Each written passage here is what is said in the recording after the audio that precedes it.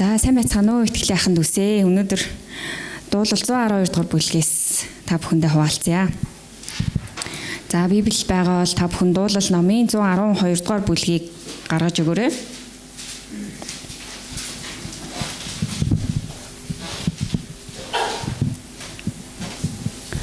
За би та бүхэнд эндээс дуудаж өгье.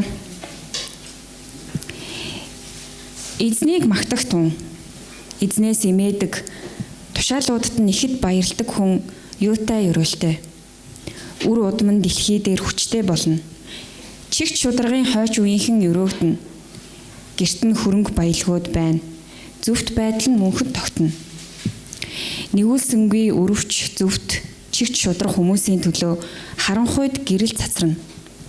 Нэгүүлсэнгүй бөгөөд зээлдүүлдэг хүн сайн байна. Тэрээр шүүхэд хэрэгэ батлах болно. Тэрээр хизээж ганхахгүй, зөвхт хүн мөнхөд дурсагдах болно. Тэрээр муу мэдээнээс айхгүй. Эзэнд итгэн түүний зүрх бат болоо. Зүрх нь гуйшгүй. Тэрээр өстнүүдээ харахтаач хүртэл айхгүй. Тэрээр тараасан ядуус төгсөн бөгөөд түүний зөвхт байдал мөнхөд байна. Түүний ивэр хүндэтгэлтэйгээр өргөмжлөгдөнө. Гин буруутан хараад ундууцна. Тэрээр шүдээ хавран устж үгүй болно. Гин буруутнуудын шунал тийнхүү сөннө. Амен. Би нэг сүүлийн 2 жил хагасын хугацаанд итгэлийн хэдэн найзуудтайгаа хамтраад ингээ сайн дураараа нэг эмэгтэйчүүдэд зориулсан библи судлалын материалыг орчуулж байгаа байхгүй юу? Тэгээд ингээд сүүлийн 2-3 жил найзуудтайгаа нэг 7-8 библи судлалын материал орчууллаа. Тэгээд тэр библи судлалын материалыг анх гаргасан яг төв офис нь болохоор Америкт байдаг. Тэгээд вебсайт дээр ингээд библи судлалын материалаа байршуулад тэрийг ингээд 40 гаруй орны хүмүүс ингээд сайн дураараа ингээд бүлэг үүсгээд орчуулад тэгээд ингээ орчуулгын вебсайт дээр тавьдаг. Тэгээд тэрнээс ингээ үнгүү татаж аваад хэрэгэлдэг. Тэгээд тийм үйлчлэлд ингээ сайн дураараа сүүлийн 2-3 жил үйлчлэлээ. Тэгсэн чинь та бүхэн зарим нь мэдж байгаа 9 сард урилга ирээд ингээд Монголоос 3 ингээд орчуулга хийдэг эмэгтэйг ингээд Америкт төв оффист ураад биднэрт ингээд сургалт явуулсан юм. Тэг ингээд тэндээс ингээд 10 гаруй улсын төлөөлөл ирсэн ингээд 20 гаруй хүмүүс ингээд байгаа хгүй юу? Тэгээ бид нар тэнд ингээд 7 хоногийн хугацаанд сургалтанд сууж байхад бидний ингээд айлуудад хуваарлаад ингээд 3-3-аараа 2-2-ороо ингээд айлуудад байрлсан. Тэгээ бид Монголоос ирсэн 3 болохоор ингээд нэг айлд байрлалаа. За тэгээ тэр айл байх тэр 7 хоногийн хугацаа бол үнэхээр одоо их тухтай сайхан байсан. Тэгээ тэр айлыг ингээл ороод би чинь 7 хоног байх хугацаанд тэр айл ингээл бүхэл зүйлийг ажиглаж байгаа юм л да. Ороод за 3 хүүхэдтэй юм байна. За ингээд итгэгч гэр бүл байна тий. Тэгээд за Америкт болохоор хүмүүс ингээ хувийн орон зайгаа хамгаалаад ер нь хүмүүсийг гэртээ их оруулдаггүй хамаатны хүмүүс ирсэн ч буудалд хонуулдаг юм байна л да. Тэгэхэд ингээ за бидний гэртээ хонуулж гин. За их сайхан сэтгэлтэй, их сайн хүмүүс байна гэд бодож илаа. Тэгээ ингээ 3 хүүхэдтэй их цаг зарцуулд юм байна. Өрөөнд нь ороод ингээ гэр бүлэрээ мөрөглийн цаг хийгээд ах шиг байгаа оройдоо. Мөрөглийн цаг хийд юм байна. Ингээд ээж аав хоёр нь хаа сайгуул ингээ библийг уншаад ингээд нээлттэй орхичд юм байна. Гал тогоондоо буудан дээр ингээ хаан чамаагүй. Тэг ингээд ямар гоё юм бэ? Одоо тэгээд нин үгүй хэлэхэд очиод би юу гэж бодсон гэхээр за агаарын бохирдлгүй юм байна, замын төвчрөлгүй юм байна, хоол хүнс нь эрүүл юм байна, эрүүл мэндийн үйлчлэгийн сайн юм байна, ингээ байшин нь сайхан юм байна, ерөөс бүх юм сайхан, сургууль нь сайхан юм байна. Бүх юм сайхан байхад одоо энэ хүн яг юуныг төлөө залбирдсан бол гэж би бодсон байхгүй. Яг тэгэж бодсон. Яг тэгэхээр Монголд ингээл байхаар чинь бидний залбирлын сэдв ихэнх нь эрүүл мэндийн асуудал байдаг, санхүүгийн асуудал байдаг тий. Тэнгүүд тэр асуудлууд бүгд шийдэгдсэн тэр газар энэ хүмүүст бараг залбирах зүйл байд юм өөрсдөө бүгдийг шийдчих юм шүү гэж бодонгууд эсрэгээрээ биднээс илүү бурхныг хайдаг гэд биднээс илүү ингээд хүүхдүүдтэй ингээд библийг заадаг байгаа байхгүй юу. Тэг ямар гоё юм бэ? Яаж юм байна гэд. Тэгээ би Монголд ингээд итгэгч болсон. Манай аав ээж бол итгэгч биш ээ. Би ингээд найзаасаа сонсоод гэд ерөөсө Монголоос ирсэн 3 бол гуруула тийм аа. Тэнгүүд нөгөө хүмүүсийн хувьд бүр сонирн байгаа байхгүй юу. Ямар сони та нар ямар ингээд бахархмаар юм бэ те ингээд Христ итгэлийг сонгосон чинь бид нар бол яах вэ бүр хідэн үеэрээ ингээд итгэгч байсан. Тэрс манай одоо ихэнх өвөө бол илгээлтийн эзэн байсан. Манай өвөө бол пастор байсан. Манай эмээстэй тэгж мундаг залбирдаг хүн байсан. Тэдний ачаар л бид нар өдөрт ингэж өрөөлтөө сайхан амьдарч байгаамаа. Та нар ч харин өстө мөс саглаа явж байгаа ямар сөрхий хүмүүс вэ гэд тэгж хандж байгаа байхгүй. Тэнгүүд би яг ойлгосон. Нэрэл дид хууль дээр бурхан хэлсэн шүү дээ. Намайг хайрлаад тушаалуудыг минь сахих юм бол би мянган үе дээр чи өрөөлөө буулгана гэж амласан. Тэр бурханы амлалт бүр яг энэ цаг үе дээр энэ хүмүүст яг биелсэн юм байна. За яг биднэрт арай билээгүй байж болох юм. Гэхдээ биднэрт ингээд найдвар байгаа юм байна. Гэт яг нэг яг хитэн одоо үеийн дараа очсон юм шиг нэг тийм мэдрэмжийг би авсан байхгүй юу? Тэгээ бурхан тэгвэл ингээд яг өөрийг нь хайрладаг тэр хүмүүст Библиэлд ямар их амлалтуудыг, ямар их өрөөлүүдийг амласан байд юм бэ? Тэр дундаас өнөөдөр та бүхэндээ дуулал 112 дугаар бүлгийг хуваалцахыг хүссэн юм аа. За ингээд дуулал 112 дугаар бүлгийн өөрийнх нь бүлгийнх нь энэ гарчин зөвхтийн өрөөл гэсэн нэртэй юм гарчиг байгаа. За ингээд эхнээс нь бүгдээрээ уншицгаая. Эзнийг магтах тун, эзнээс имээдэг, тушаалуудад нь ихэд баярладаг хүн юутай өрөөлтэй вэ гэж. Тэгэхээр дуулал 111 112 дугаар бүлийг бол нэг хүн бичсэн гэж үздэг юм байна. Тэгээ хоорондоо их параллел утгатай, хоёулаа яг еврей цагаан толгоон ингээд дараалалаар ингээд бичигдсэн. Тэгээд зарим судлаачид бол Давид хаан бичсэн гэж үздэг, зарим судлаачид бол хэн бичсэн одоо тодорхойгүй гэж дуулал номны энэ бүлгийг хэлдэг юм байна. Тэгээд эзнийг магтах тун буюу хаалелуя гэж эхэлж байгаа. Халелуя, эзнээс имээдэг, тушаалуудад нь ихэд баярладаг хүн юутай өрөөлтэй вэ? 111-р бүлгийн яг сүүлийн ишлэл дээр болохоор эзнээс имээх хүн мэрэгэн ухааны эхлэл юмаа гэж төгсөж байгаа. За тэгвэл эзнээс имээх хүн мэрэгэн ухааны эхлэл, эзнээс имээдэг энэ мэрэгэн ухааныг авсан хүн тэгээ энэ тушаалуудад нь бурхны тушаалуудад баярладаг хүн ямар өрөөлтэй юм бэ? Бүр ингээ гайхширмаар, дуу алдмаар энэ ямар ивэхцэн өрөөгцсөн хүн бэ гэж дуу алдмаар тийм өрөөлтэй байдаг юм байна. Тэгэхээр энэ хүн нэгдүгээр болохоор эзнээс имээдэг буюу бурхныг байр суурьнд нь байлгадаг, бурхныг хэн бэ гэдгийг мэддэг, бурханд хүндлэлийг өргөдөг, өөрийгөө хэн бэ гэдгийг мэддэг, өөрийнхөө байр суурин дээр өөрийгөө байлгадаг тийм хүн байна. Тэгээд тушаалуудад нь ихэд баярладаг гэж байгаа. Тэгэхээр бид нар бурхны тушаалууд, заавруудыг мэддэг. Гэхдээ бурхны тушаалууд, заавруудыг заавал дагах ёстой. Энэ надад сайн, эсвэл энийг хийхгүй бол ийм болно, ийм одоо муу үр дагавартай гэхээсээ илүү энэ тушаалуудад бүр ингээд тушаалуудыг судалж үзээд бурхны үйлсийг судлаад үзсэн чинь бүр ингээд баярламаар байсан гинэ. Тэгээд бурхны тушаал зааврууд баярладаг. Тийм ингээд эзнээс имээдэг, эзний тушаал заавраар явдаг хүн ямар дуу алтан юм ивэлтэй, өрөөлтэй амьдралаар амьдрдсан бэ гэж энэ ихний ишлэлээр хэлжээ.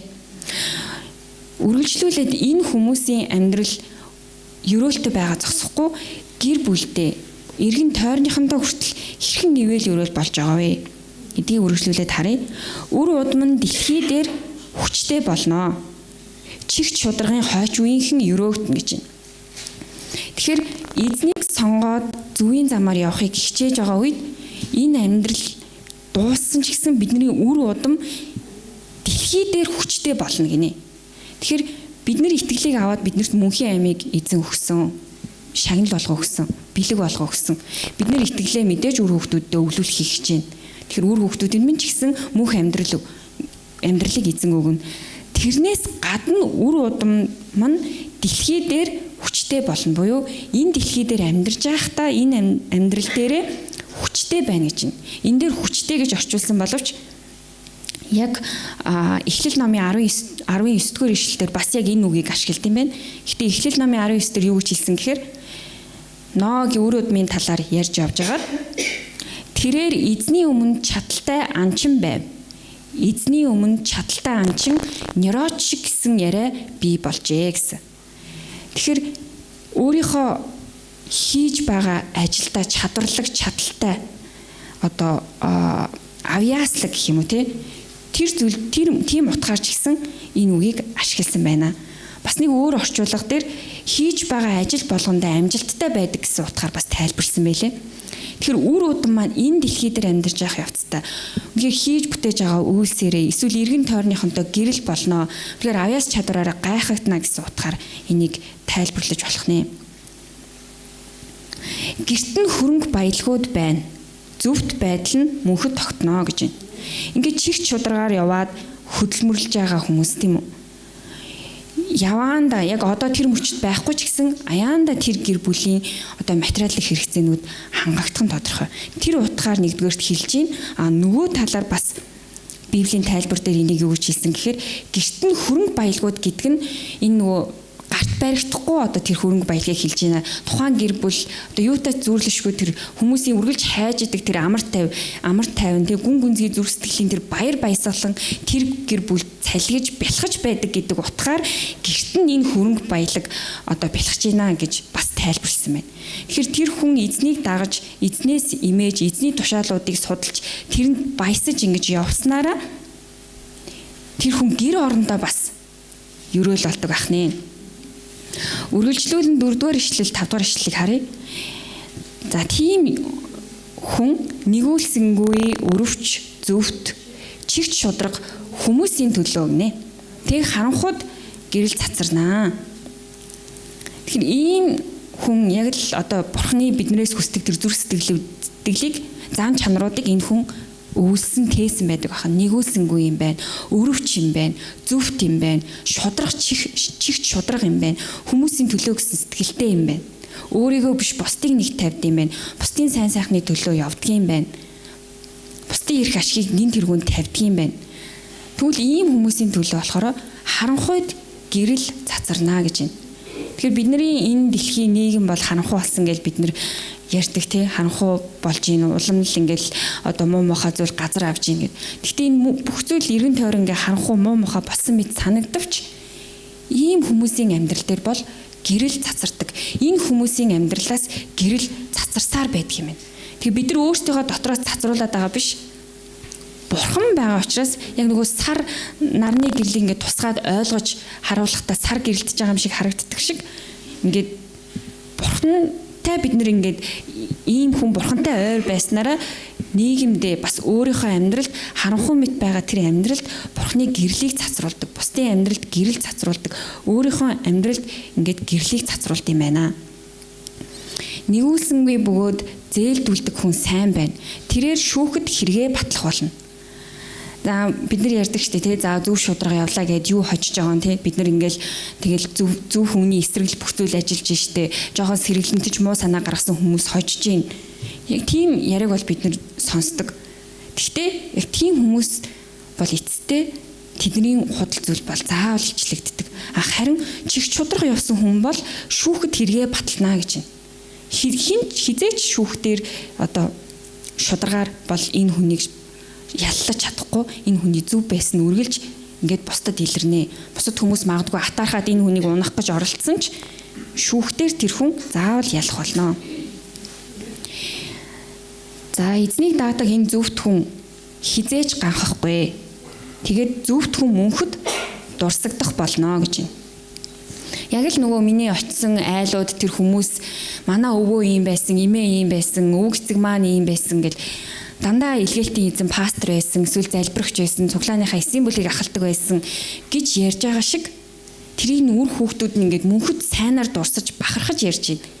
Яг тэрэн шиг ингээд мөнхөд дурсагддаг байх нэ. Бид нар ингээд энд сууж байгаа хүмүүсийн ихэнх нь л бол яг анхан үеийн итгэгч нар байгаа шүү дээ.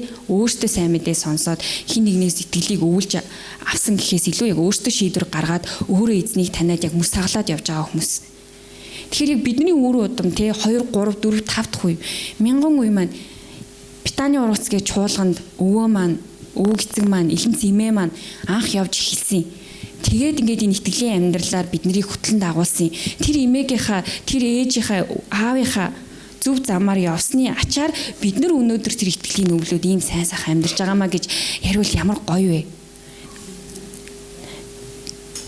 Тэгээд бас нэг жишээ ярихад нөгөө тийм нэг Унграас ирсэн эмэгтэй байсан байхгүй юу. Тэгээд тэр эмэгтэй ингээд хүүхэд нь баптизм хүртэх болоод баптизм хүртэх гэсэн чинь сүмд нь нөгөө бассейн байхгүй. Тэгэхээр өөр цуглаан дээр бассейнтай гэхээр нь тийшээ хүүгээ аваад очисон юм байна. Тэгээ хайгаад нөгөө эмээгээ аваад ээжийг аваад ингээд явсан чинь нөгөө эмээ нь харангуйтаа цуглааны үүдэн зогсоод энэ цуглааны дээврийг чинь танаа өвөө чинь барьсан штеп. Намайг эсэргүүцээд байхад л олсон хамаг мөнгөө энэ цуглааны дээврийг ингээд барихад зориулаад энэ сүмийн дээврийг барьсан байхгүй юу гэж хэлсэн гэж байгаа. Тэгээд ингээд бид нар ингээ өөрсдийнхөө хийсэн үйлсийг те эсвэл зориулсан зориултыг мартдагч бурхан мартдаг Тэг ингээд үр хүүхдэд нь энэ ямар энийг мэдэх нь ямар их ивэл еврөөл тэг бурам зориг болсон болоо. Тэг энийг ингээд биднэрт гэрчлээд ярьж байгаа. Ингээд ийм хүн хизээч ганхдаггүй зөвхт хүн мөнхөд дурсагдах болно. Тэрээр муу мэдээнээс айхгүй гэж байна. Эзэнд итгэн түүний зүрх бат болоо. Зүрх нь гуйвшгүй. Тэрээр өснүүдээ харахтаач хүртэл айхгүй. Муу мэдээнээс айхгүй гинэ. Муу мэдээнээс айхгүй. Өглөө босоод муу мэдээ сонсож байгаа тий. За өглөө босоод цахилгааны үн нэмэгдлээ муу мэдээ. Эрүүл мэндийн даатгалаар эмнэлэг үйлчлэгээ боллоо муу мэдээ. Ингээл муу мэдээ ингээл сонсоол байгаа тий. Ерөөсө бүр сүултэг дүжрөөд байгаа мó одоо яагаад байгаа.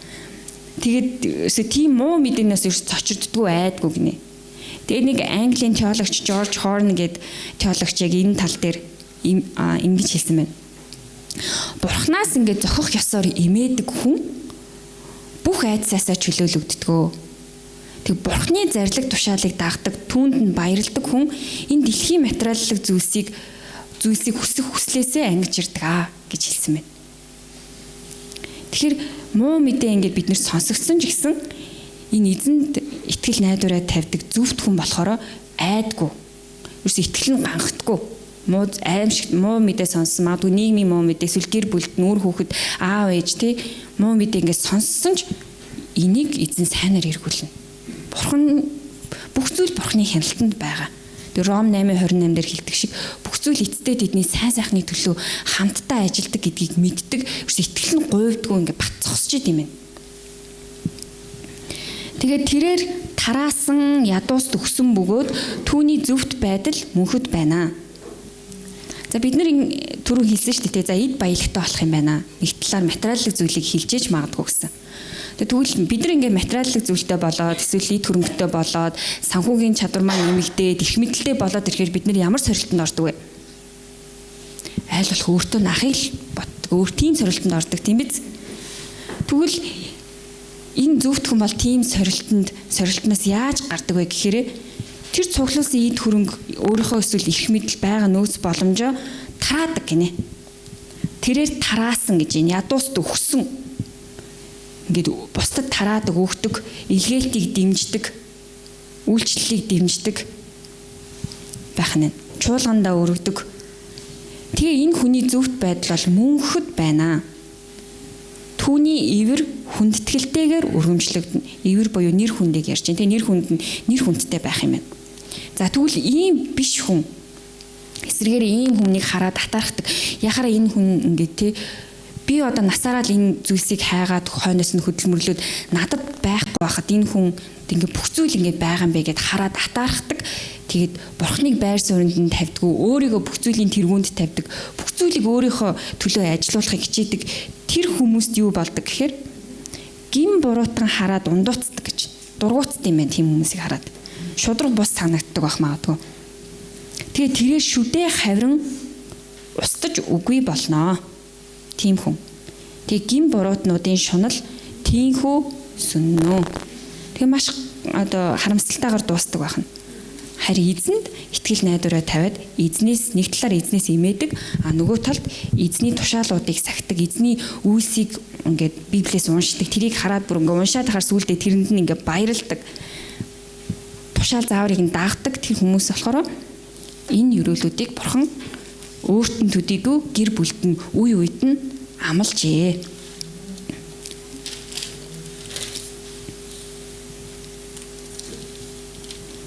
Тэгэхээр энэ амлалтыг авах одоо зохистой нэг гэх юм уу? Яг нэг тийм супер одоо итгэгч гэж бид нэр ингээд төсөөлөд өөрсдөөсөө ингээд холдуулж болохгүй. Энэ бол ингээд бүхэнд л боломжтой тийм ээ. Эзнээс имэх зүрх сэтгэлийг бид нэр эзнээс гуйгаад тэг өөрсдийнхөө зүгээс хийх зүйлээ хийгээд эзний тушаалуудыг сахихыг хичээгээд хүн хараагүй ч гэсэн эзний тушаал заавруудыг дагаад явах үед магадгүй өнөөдөр бидний амьдралд бүх зүйл сайхан болоод тэгшрээд за тийм сайхан болохгүй байж болох ч гэсэндээ 2 3 дахь үед маань дараагийн үед маань тэр сайхан зүйлс нь заавал ирэх юм байна. Бурхан шудраг юм байна. Бид нар өнөөдөр зөв шийдвэрийг гаргаад чигч шудраг байх талд нь зогсох юм бол өнөөдөр ямар ч ашиг авахгүй байсан ч гэсэндээ энийг бурхан заавал тооцож идэг юм байна. Дараагийн үед нь заавал нөхөж өгдөг юм байна. Тэгээд тэр үе удам нь эцэг өвгдөө дурсаад тэднийг өргөмжилд юм байна. Сайн сайхнаар ярьдаг юм байна. Тэгэхээр бид нар яг өнөөдөр маргаашаа харах биш те. Үн мөнх рүү хараад тэгээ бурхан шудрах шүү дээ. Бурхан заавал төлнө гэдгийг санаад тэг яг энэ зөвхт тэг эзнээс имээдэг тийм итгэгчид байгаад үр удамдаа ивэл өрөөл болёо. Энэ Монголынхоо нийгмийг тэг ийм хүмүүсээр дүүрэг гэхийн тулд өнөөдөр биднээс эхэлэх юм байна. Тэгэхээр бүгдээрээ хамтдаа эзнээс эмээх зүрх сэтгэлийг тэг эзний тушаалуудыг илүү ойлгож мэдээ гүн гүнзгий ойлгох тэр мэрэгүү ухааныг эзнээс хамтдаа гуйцгаая.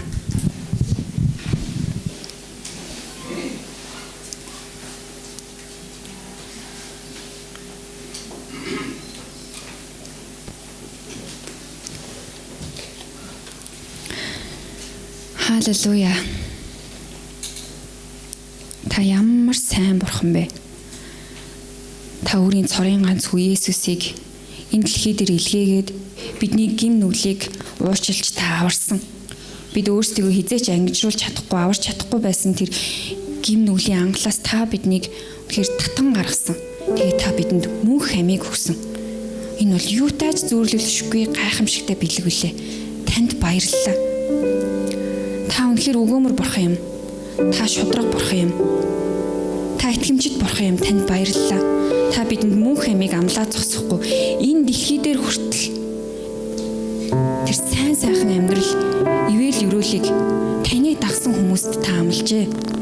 Зөвхөн биднэрт төдийгүй бидний үр удамд мянган үед та амлажээ. Танд үнэхээр баярлалаа. Үнэхээр энэ ивэл өрөөлийг амсаж хүртээд таны сайн сайхныг амсаж мэдрээд үр хүүхдүүдтэй бас энэ итгэлийн үеийг өвлүүлж үнэхээр Монгол орон тэр хөгжингүй тэгээд үнэхээр итгэлийн тэр орон болох болтугай. Тэгэхээр Монгол хүмүүс монгол хэлээрээ нийтдээ таныг үнэхээр магтах болтугай. Монгол оронд минь сэргэлт ирэх болтугай гэж би залбирч байна. Бид өнөөдөр маргаашаа харж үнэхээр итгэлээр унахгүйгээр харин миний өнөөдөр ямар шийдвэр гаргах нь үр удамд минь хүртэл өрөөл болно шүү дээ гэдгийг санаад үргэлж зөв талыг сонгож, үргэлж чих чудраг байдлыг өмнөө тавьж тэгээ танаас эмээх зүрх сэтгэлээр тэр дүүрэн байж өдөр бүр танаас эмээх зүрх сэтгэлийг гуйж таны үгийг, таны зааврыг үнэхээр аа бэгүү судлаад тэрнээс баруун зүүн тийш хазаахгүй байхад та туслаач. Танд баярлалаа. Бүх алдар магтаал хүндлэлийг зөвхөн танд өргөе. Та ямар сайн бурхан бэ? Халелуя. Есүсийн нэрээр залбирлаа.